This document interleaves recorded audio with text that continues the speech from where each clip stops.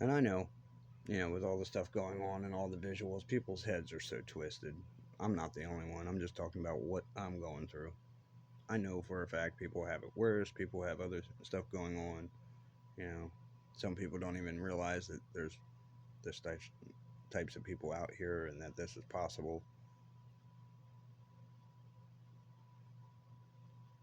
But yeah, I wanted to have my kids grown by the time I was at least, in my 40s or 50s. And that's one reason why when Bethany brought it to my attention, I decided to actually do it. I trusted her. That's one thing about a relationship. You have to build that trust, and you have to go out on a limb. And if they fail, it gets messy, as you all have heard and seen. But I did stay close to Kyle. I made sure that he got stuff from me as long as I could get it to him. Yep, even though I knew they'd throw it away. If they found out it came from me, they would throw it away. So I was sending stuff to him through his grandfather, Jerry, which is Bethany's dad. Right. But I did all these terrible things. No, I didn't. He was there for pretty much all of it.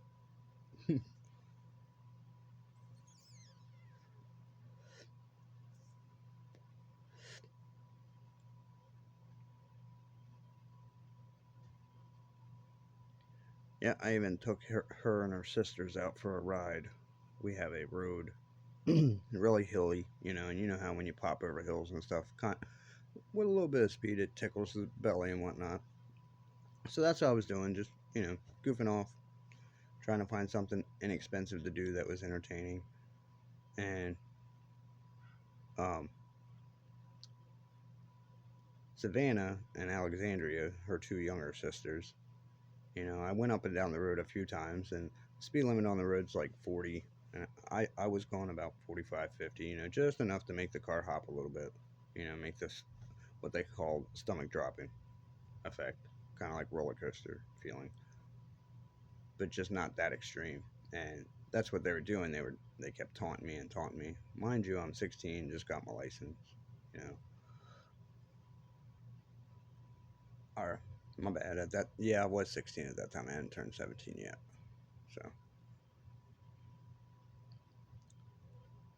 So yeah, I gave in, went down a little fast, ended up bottoming out the car and bending the oil plug back, which just gave it an oil change that day.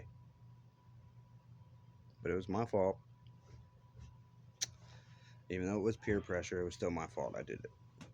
But they were safe. We never, hopped in anybody's lane, anything like that. So I did it as safe as I possibly could, even though I shouldn't have done it at all. And the car was only a $300 car anyway. And her dad had already gotten a new one, and my truck was still waiting to be painted. And I had to put a new windshield in it because the windshield had cracked. And I had a new windshield and all that, just hadn't, put the sealant on it and popped it in yet.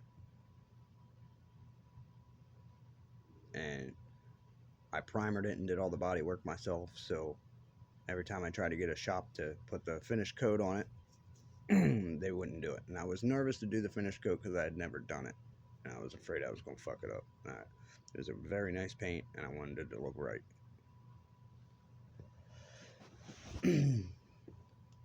Yeah, it was a Viper blue, kind of like a Superior blue. Looks dark when it's in, not so direct sunlight, but when in direct sunlight, it brightens up almost like a cobalt, um,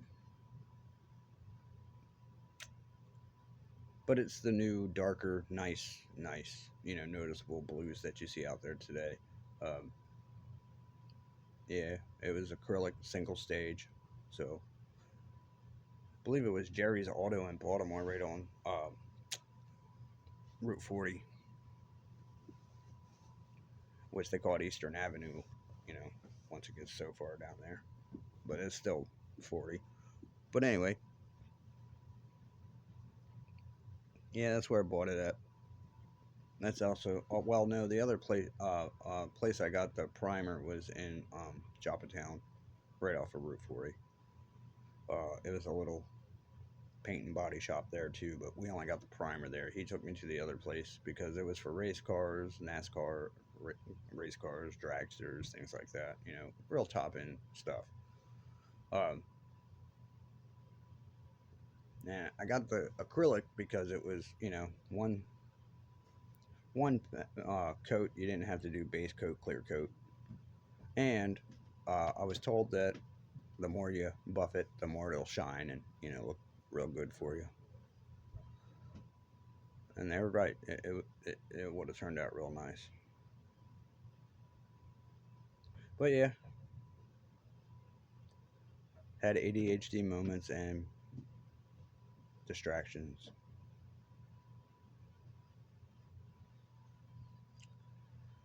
And yeah, there was a few times I went to get a Camaro and then I decided just to wait until, you know, my kids were grown. They had everything they needed. Because to me, I just took it as a sign that, you know, I missed my opportunity and it just wasn't for me at that time. So I just bought beaters, you know, made a good bit of money, made sure it went to the kids, even though I know what people say. That's not true. Now, after I seen how rude and ignorant they were about what I was doing, then yeah, I did slack off a good bit with certain money because they need to get their ass out there and help too. I'm not paying for all of it.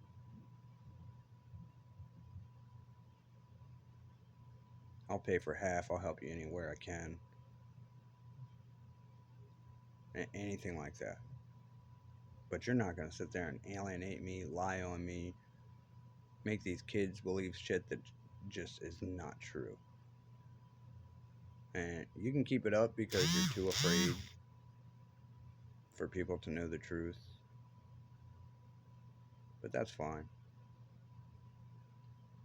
You ain't hurt me. This is not our final place. And I have to keep that in mind, even though people try to get under my skin and make me appear to be something that, you know, I'm not. And yes, I can handle my own. And yes, you know, that comes from people testing me. Did I like any of that? No. But you have to. No, I don't care. Even the military, even though they get into it and, you know, they do become pretty savage because of the lifestyle they live, they do that because they have to. If not, it's going to eat them alive. And some of them, it still eats them alive. Yeah.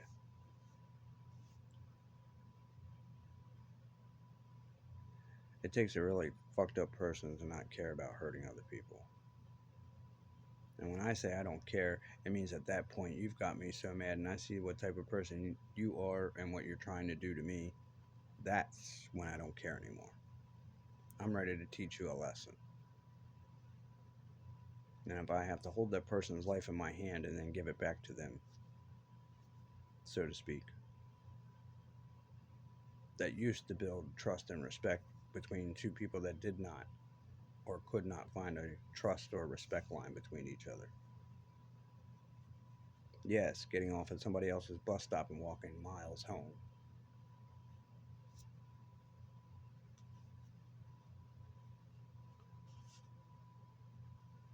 I know you can see that.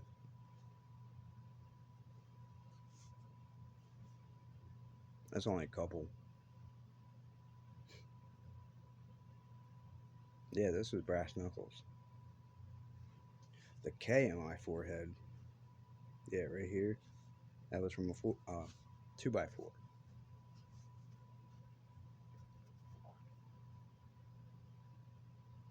I've been hit dead square in the middle of my forehead with the truck of a skateboard. Uh, shoot, falling out of pine trees, shot with BB guns and pellet guns. Rough kid, like I said. And I grew up around rough people. even my buddy Danny Downer, I started, saying about the fights and stuff we got into, and this is how we ended up becoming friends, is because of that fight. And he tried to,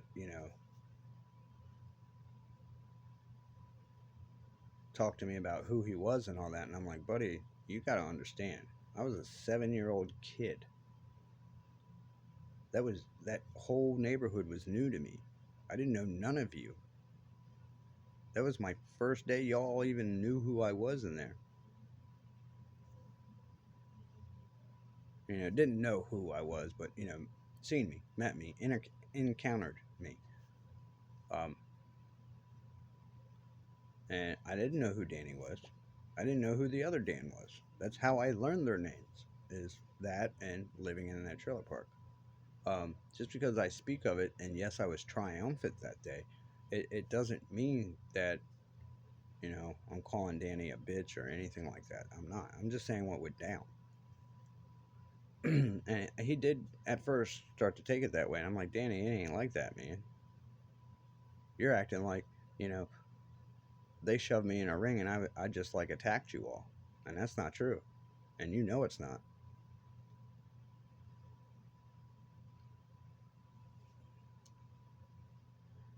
And yeah, we've had talks about it, you know. My boy, I still call him my friend, Jacob Grace. He knows what he did.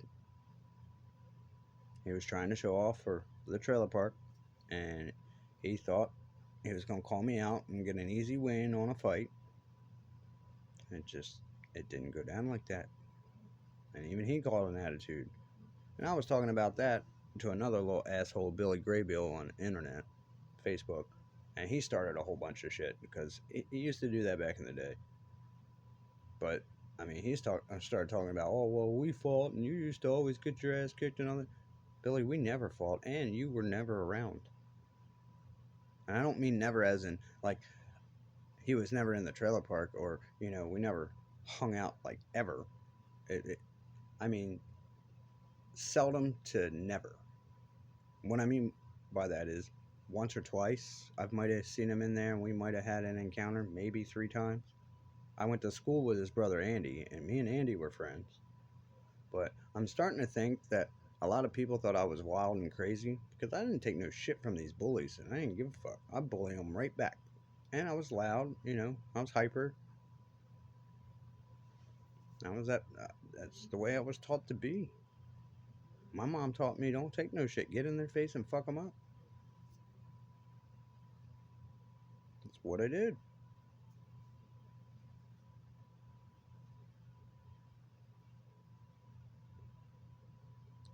There's a kid named John Long.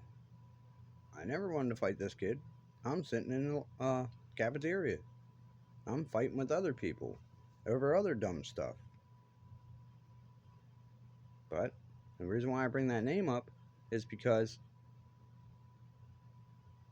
it was a whole bunch of gossip going around. Somehow, some rumor got started that he was running his mouth, and I've never heard this kid run his mouth.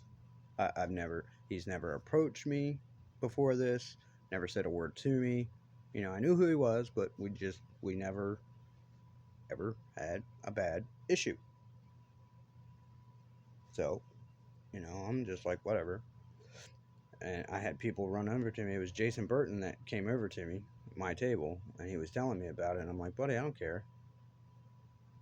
And I was talking about ifs, and I'm like, well, if that's the case, and he steps up and does something, I'll handle it then. But I'm not just gonna run over there and jerk him off the fucking table because you say he wants to fight me. He's sitting there eating his lunch. How come he's not over here in my face if he's got a problem with me?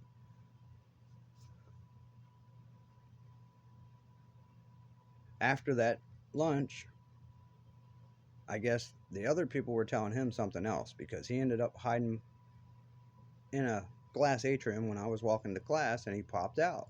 And you had to be there to see what everybody was doing. I think they put him up to it. I mean, we still fought, if you wanted to call that a fight. I hit him once. Fight. He did not want to fight. I mean, not after that hit. I mean, he got in my face and he went to, but and he was a little shorter than me. But everybody act like I just beat up a little toddler, and I'm like, what are you talking about? I'm short too, fucker. Leave me alone. And he got in my face. I didn't come to him. He came to me.